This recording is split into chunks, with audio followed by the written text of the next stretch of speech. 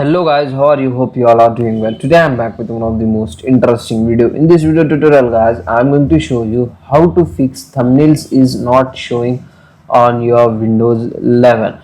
So as you can see guys, same problem I am facing. So on my image and my video file there is no thumbnail was showing.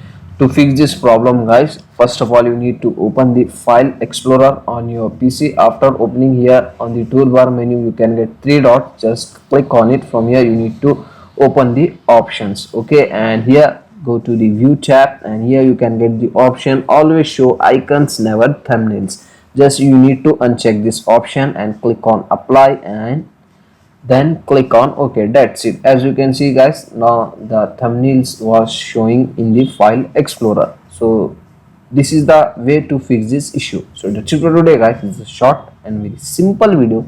Hope you enjoy this. If you enjoy, please guys don't go back without like, share and subscribe to our channel. Thank you very much.